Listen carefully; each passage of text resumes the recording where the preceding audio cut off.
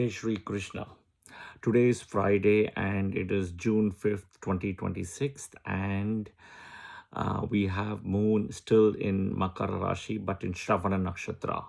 So today the video is not going to be about Shravana Nakshatra, but at the same time I will give a disclaimer that since it's also a moon's nakshatra, right? You have Rohini and Hasta and Shravana.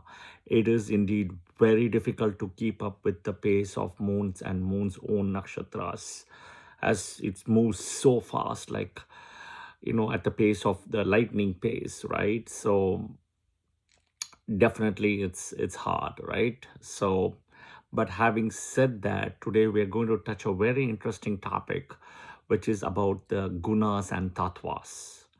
Yeah. So before we start, the usual bells and whistles, the disclaimers. So the first one, please do like the video if you really like it, and please click the bell button and the subscription video thing as well, so that you are up to date. You're up to date with the latest videos I publish on a timely basis. Yeah. Second is, do share your comments in the feedback session as well, and that would be really helpful to myself and to all of us as well. And third one is also, I do teach weekly classes in Clubhouse, Wednesday, 7:20 p.m. Central Time, US. And it'll be live classes, and it'll be the app called the Clubhouse app and the club called the Vedic Astrology Club. So you have to enroll yourself into the club. Yeah. Okay. Again, live sessions weekly Wednesday, but you do have regular sessions, like recorded sessions. For the last 4 years or so, the recordings are there, even though I've been teaching in Clubhouse close to 6 years. Yeah. Okay. So coming back today, we are going to touch very important thing, something about the Gunas and the Tatvas. Okay. So we'll start first with the Tatvas. Okay. The Tatvas are 5 in number, which is called the Panchabhuta Tattvas. So what are Tattvas, right? The Tattvas are the real essence behind everything what we see, be it living, non-living, physical, non-physical, etc. Okay, but it also plays an important part within a human being, within Rashis, within nature, etc. Okay, it's like the heart. Okay, that's the essence in a way. So there are 5 tattvas. We call it as a Panchabhuta tattvas, right? Fire, earth, air, water, and akash or ether. Okay. Now, when we look at that from an astrological perspective also, right, we can apply that. But let's first understand what it means as well. Yeah, before we apply to the astrology pieces as well, to understand how tattvas and gunas are applied. Okay. So fire, what does fire represent? Fire is Agni Tattva, and fire represents equality. Okay, the energy which is used to break and burn, the same energy, it doesn't matter whether it's a dead body, whether it's gold, whether it is a log of wood, etc. Plus, it's the same Agni energy which is done to do the Shrad and the Tarpan, to do the Abirbaha, which goes to the Swargaloka, to the Pitrus, and to the Devas and Indra. Okay. The next is earth, right, which is like a Bhutatva or a Prithvi Tattva, right? So the fire, earth, second. Earth represents patience, right? Merciful, and being really good. Okay, being really good, and using the earth energy like agriculture, land, vegetation, etc. The third is air. Air represents purity. In the last 10 days or so, I've been getting signs everywhere as I'm driving in Minneapolis that there is a lot of pollution in the air, and it's beyond the normal level. So they're also telling us to drive less and do carpooling and take public transports. Yeah, so air purity is very important. So we also know within carbon, carbon monoxide and carbon dioxide versus oxygen, right? There is a problem. If there is a carbon monoxide or a carbon dioxide coming into the oxygen where we breathe. Okay, third. And we saw that lot of issues where there was the breathing pumps and oxygen pumps not available during the COVID time. because the COVID was an airborne disease. Okay, third. Fourth is water, Jala Tattva. Jala Tattva, it's all about transparency and clear. And water is such an important thing for the existence as well, for humans and living beings and even animals, insects, etc. Similar to air. The last one is ether space, right? Which is nothing but detachment and height. Think about when you are having a bird's eye view on top and what you see on the ground, right? You're detached, but you also see how tiny they are, right? The best example is Vamana avatar, right? Coming to so small as Vamana. Vishnu comes in the Dasa avatar using the Brihaspati energy and expands and ask for the three, footsteps, right?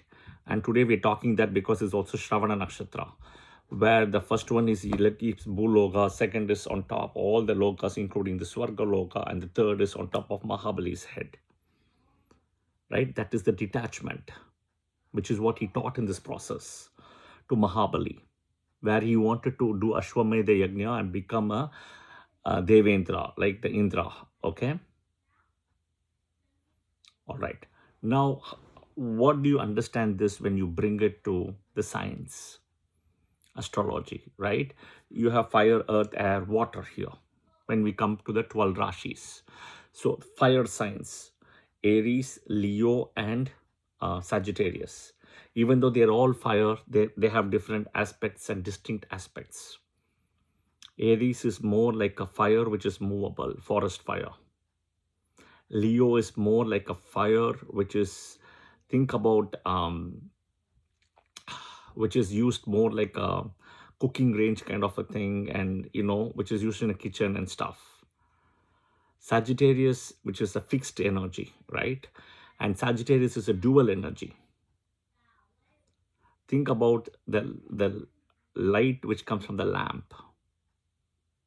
So between that you have movable, fixed, and dual energies. But fire energy is in a way essence, which is needed to show the light, right? That is very important. Fire energy, it shows the light and it shows the equality. Okay. The earth energy, if you see in the Rashis, we have Taurus, Virgo, and Capricorn. Taurus, ground energy and fixed. Virgo, dual energy, earth energy. And Capricorn is more like a movable.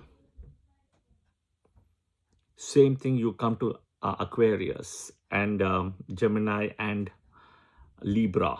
These are all movable, fixed, dual air signs.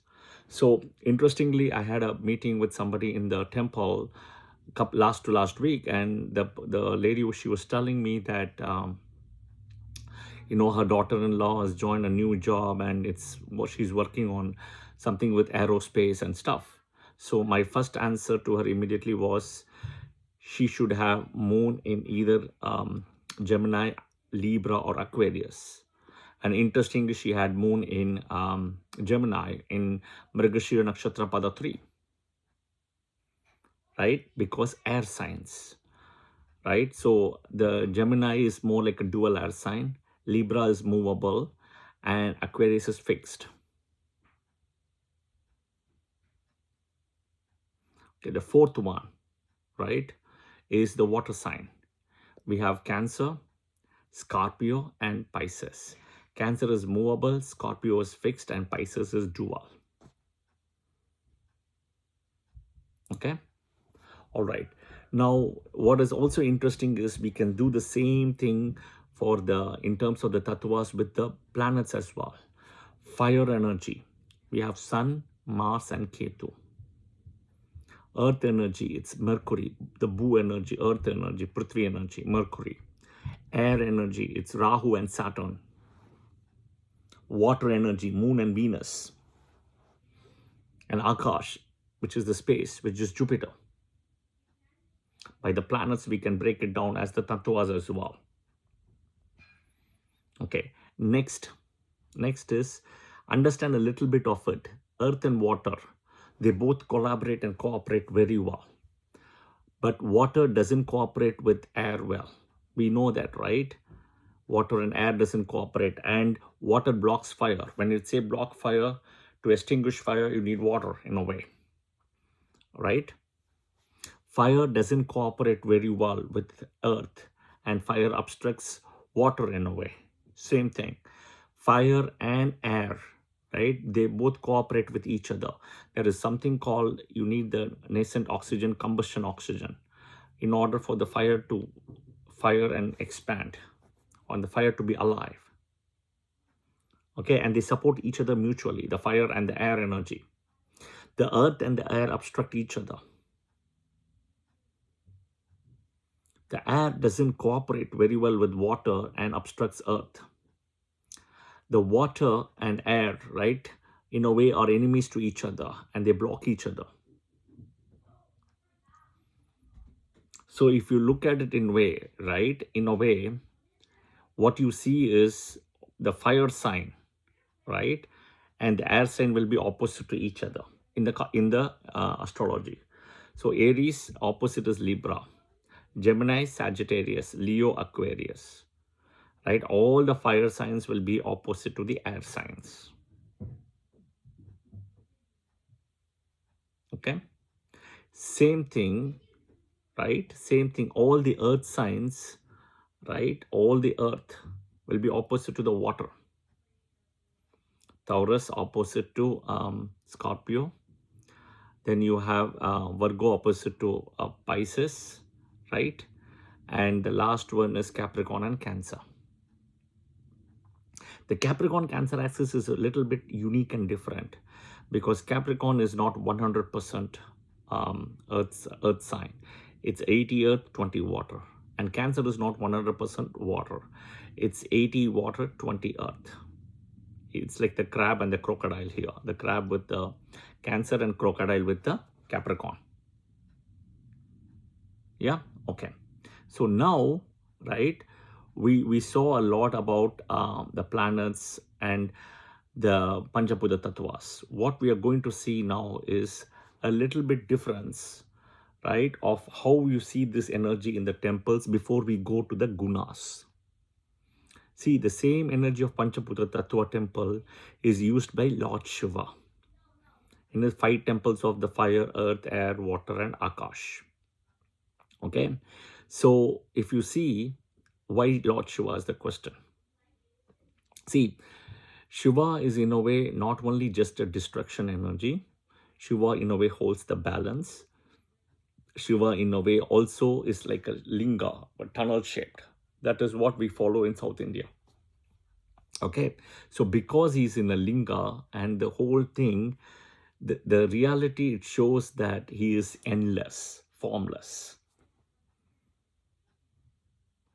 Okay, and Shiva has in the past, if you read our Vedas and Puranas, he has morphed and he's changed a lot, demonstrating all these energies as well. It is not that Vishnu has shown this through the avatars. Okay, and beautifully the Chera, Choya, Pandyas, right? All of them have built temples to showcase the energy of Shiva and the Panchabhuta Tattvas. So think about Ekampareshwar temple in Kanchipuram. It used the earth Tattva, Prithvi. Right? Think about the Jambukeshwara temple. Okay? So Jambukeshwara temple is a beautiful temple. It's on the Tanjore highway, right? From Trichy, Tanjore, that side if you go. Okay? It uses the Jala Tattva, water Tattva. And I just visited last year. It was beautiful. The day I visited, as soon as I entered the temple, it started raining. And I could see the water energy fully around the temple. Beautifully. I will try to post some of the pictures as well at some point, because I do have the pictures. Yeah. Okay. The next is Agni Tattva, the fire Tattva. That is the famous Tiruvannamalai temple, which is the Arunachaleshwara temple, where you can see all the lights with the lamps. Beautiful. Which is the Agni energy. Next is Vayu energy, the air energy, right? Where we have Sri Kalahasti temple in Kalahasti, which is very close to Tirupati. Here, if you see, it's very special for both Saturn and Rahu. And the peak of that air energy is in Libra in Swati Nakshatra. The next one, right? The next one is Akasha, right? Which is ether energy in a way, right? And that is the Thillai Nataraja temple in Chidambaram, where if you see he's got, leg in one on the ground and 1 feet and the other one on the up. He's showing the dancing pose, right? It's like a balance. It is like the Aja Ekapada with moon standing in one leg. Yeah. Okay. So today again, we've covered a little bit of the so-called Panchabuddha Tattvas. So understand this: if you are having a very strong fire signs, Lagna or Moon, which means you want to move fast, or at the same time you are short-tempered. Earth, they are very slow and steady paced. Air sign is they are very dreamy. They think something, they will say something. Some of those things, right? Because too many things they're trying to fight in the air. Water is like how water is so fast. That energy you will see. But it's a balance when you use the tattvas in a way, right? It's a pure balance. Okay. So before we still have to finish the gunas. See, the gunas is also an essence where it is considered or broken down by certain characteristics. So we have 3 type of gunas: sattva, rajas, and tamas. Sattva, rajas, and tamas.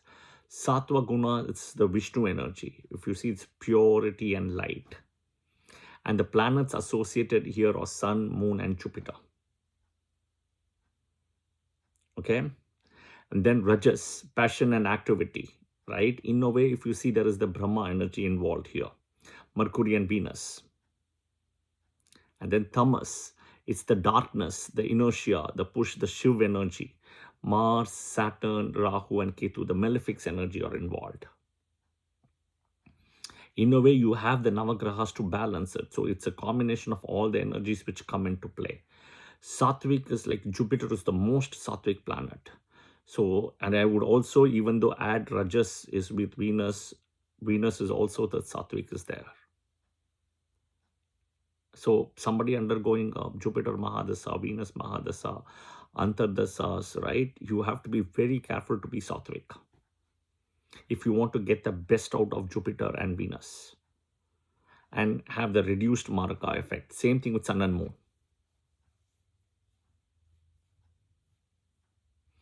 Okay. Now coming back, same thing you can see with Rashis also. Right? Rashis wise, the 12 Rashis can be broken down into Sattvic, Tamas, and Rajas. Okay? Sattvic, again purity. We have the 2 Rashis, Cancer and Leo, Sagittarius and Pisces. The 2 Rashis, Sun and Moon, and then Jupiter. Then you have Rajas, which is all about passion, activity. We have Aries, Taurus, Gemini, and Libra. The last is Tamas, which is darkness. We have Virgo, Scorpio, Capricorn, and Aquarius. So when we do the analysis paralysis of what dasa, what Rashi, what is strong, right? We look into all of those things to see, if a Jupiter is running a dasa, which Rashi is sitting, right? For example, for a Gemini ascendant, Jupiter running a Mahadasa, sitting in Cancer, right? The person has to be extremely sattvic.